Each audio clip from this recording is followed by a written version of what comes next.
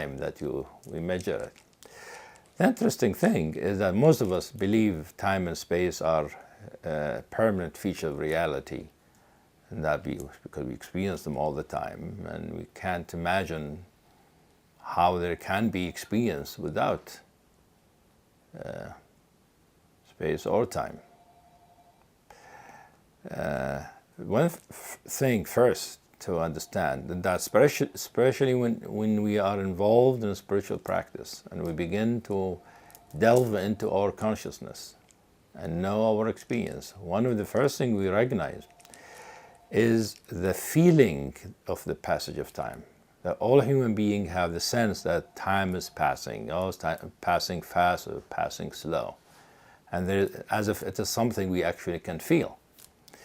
Even Einstein commented on it by saying, well, it's relative. Whether you're sitting with your lover or sitting on a hot plate, time seems to pass in different speeds. But what we find in spiritual practice is that time is inextricably linked with the sense of self. And that has actually been seen in neuroscience. Neuroscience seen that the sense of time actually has some place in the brain that connected with it and sort of also related to the sense of self. The interesting thing is that when the sense of self is dissolved, the feeling of a passage of time disappears. We don't feel that there is time.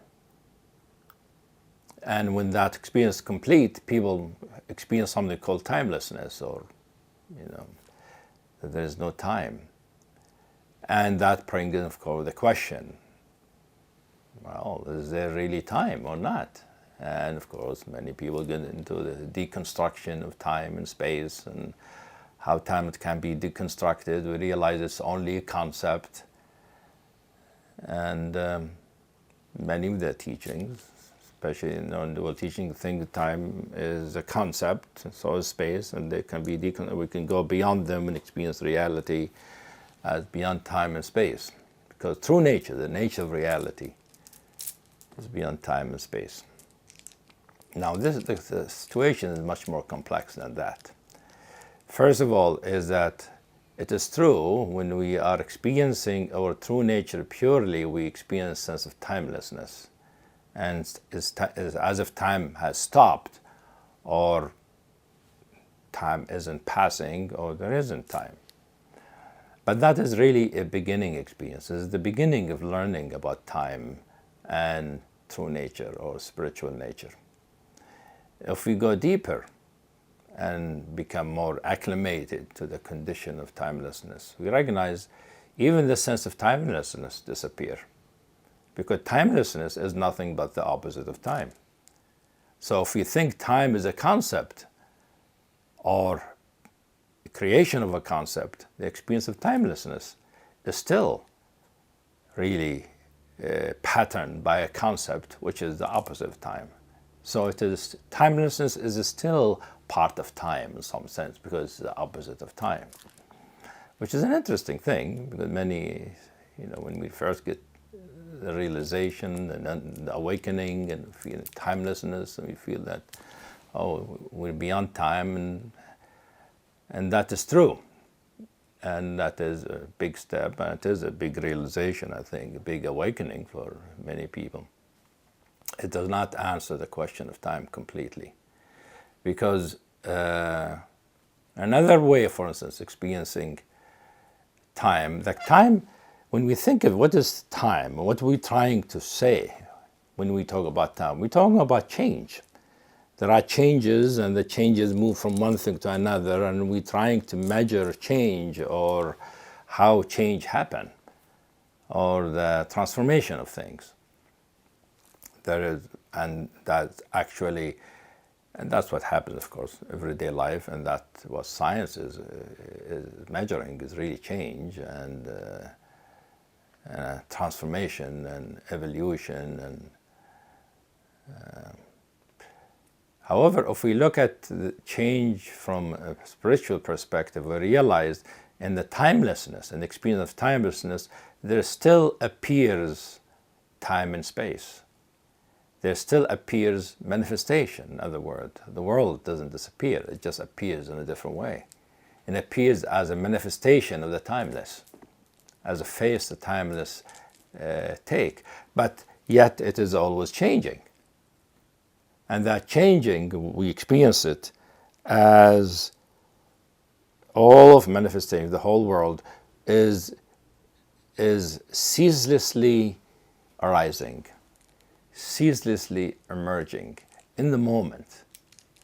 And that experience of the ceaseless flow of reality from non-being to being.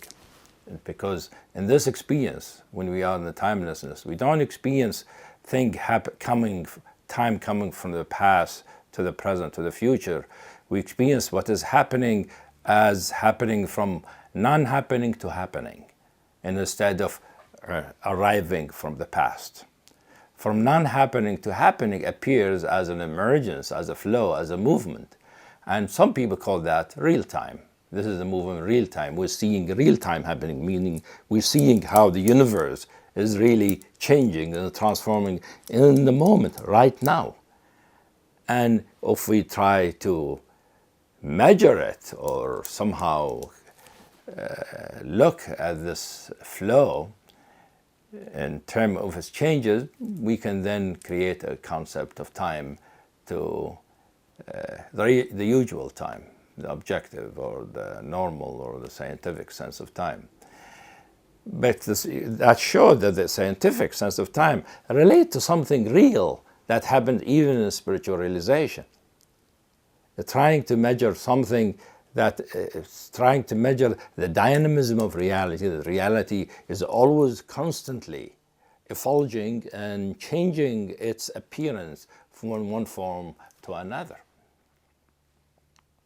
Now, I remember one time when I first was learning about that, I was still interested in science. I actually created a partial differential equation to try to put that experience into mathematics.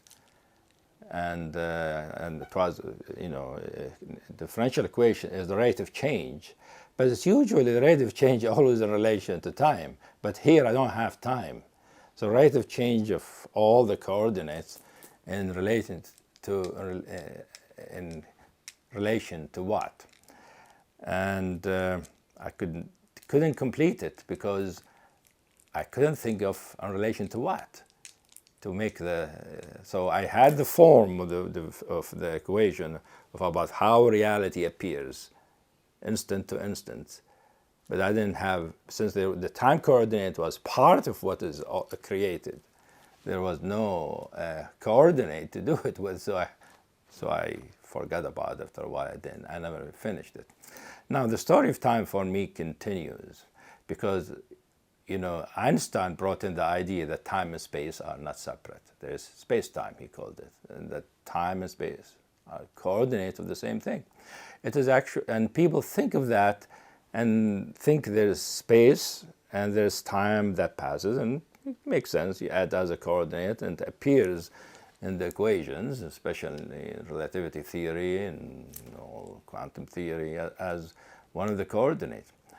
However, in spiritual experience, it's possible to experience time and space as actually inseparable, meaning there is the realization of not experiencing timelessness, not experiencing the timeless that is beyond all manifestation, not experiencing the transcendence, but experiencing that transcendence appearing as time-space, where it is like a space, but it is also time at the same time. It's a very interesting thing, and it makes sort of explain some things.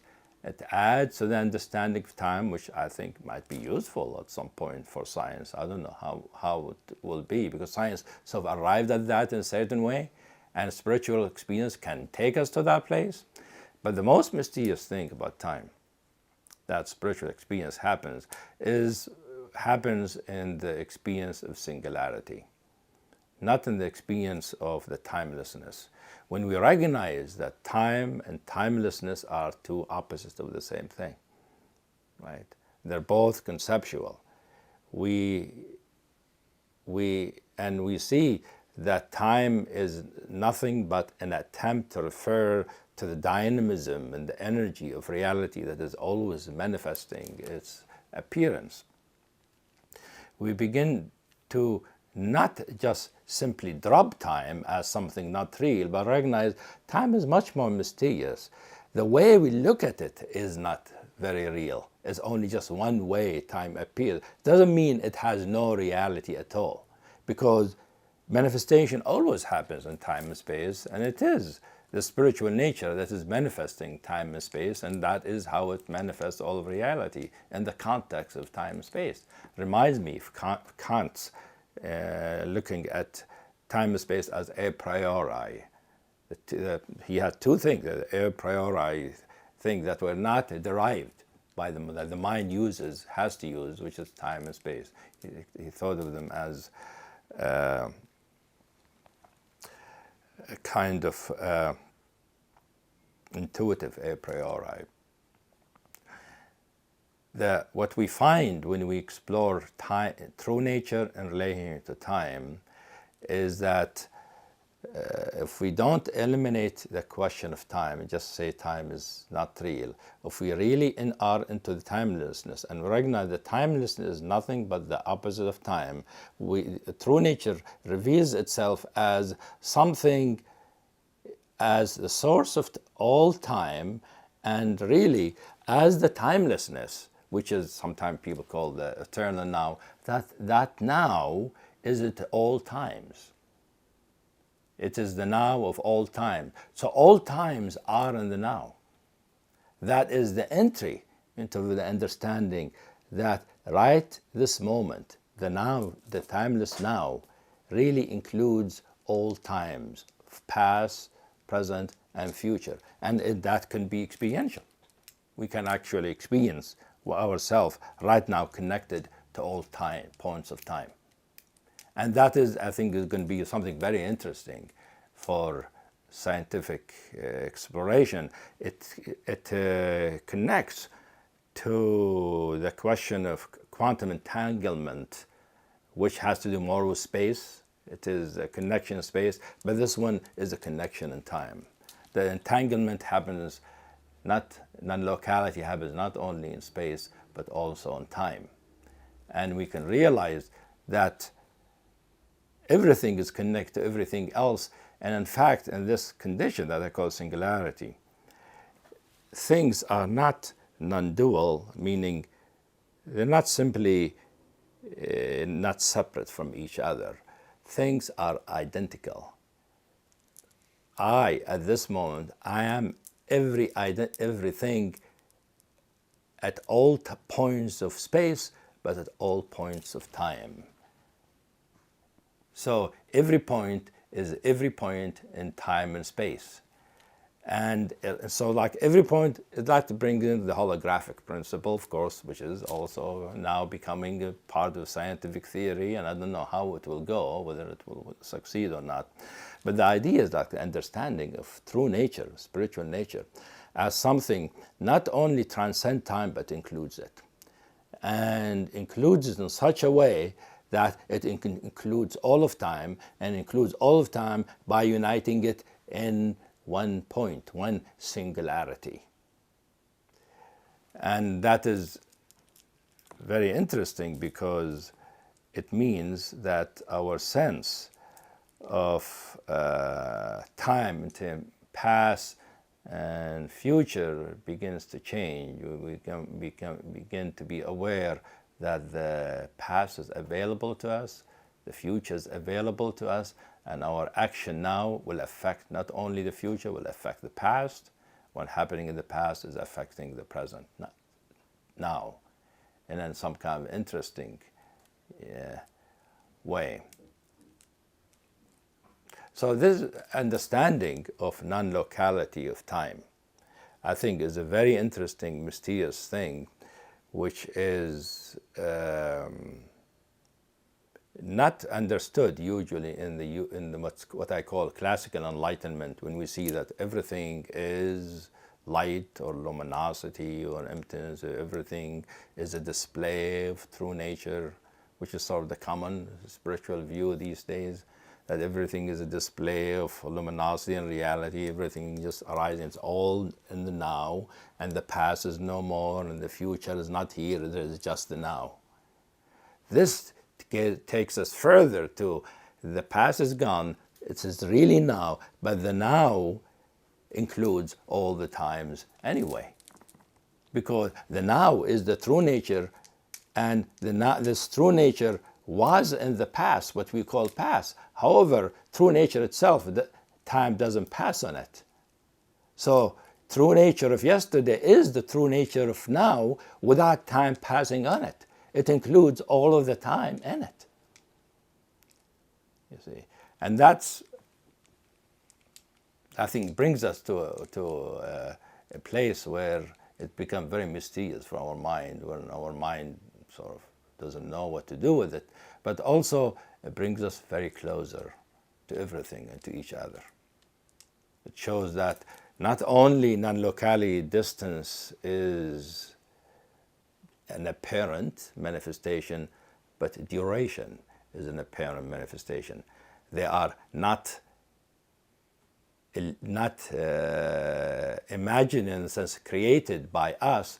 They are actually manifestation of reality, but reality with its true nature is much more mysterious about it. And there are many ways to actually experience time. You can experience time in the usual way, in the linear time, clock time.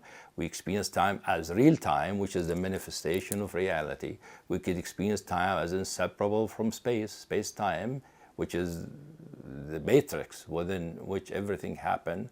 And we experience time as time and timelessness are inseparable, where time and timelessness are the same thing. And this time, that is timelessness, can become a condition where I am here, sitting, experiencing things, and my experience simply has nothing to do with time. Not that time exists, time doesn't exist. I'm aware of time passing, but I'm not impacted by that. I am not feeling the passage of time. I see it pass, I could look at the clock, but for me, it's not like time is not real, it's more like time is not relevant. It's simply not relevant for the realized condition. It's relevant for practical thing, for life.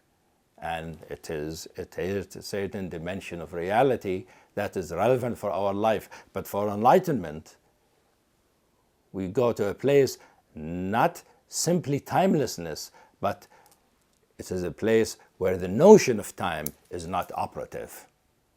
So it's neither time nor timelessness. Doesn't even feel like now. It doesn't feel like this moment. There's no such thing as moment. What moment? That implies bringing back the concept of time. You see, but I'm not operating from within that concept of time. My experience is not operating that way. So this is a condition of realization that is interesting to know, and might be very useful, for scientific discoverers if they realize all these ways of relating to time. That time can be it's a very interesting thing that can manifest in many ways. Some of them sort of more real than other, more useful than other, more relevant for a different situation than other, you see. So I think that will be a good thing for us to just contemplate all these possibilities of time. Not dismiss time, not believe time completely the way we experience it, but to open up the question of time and find out what is time and how is it related to reality and to everything else.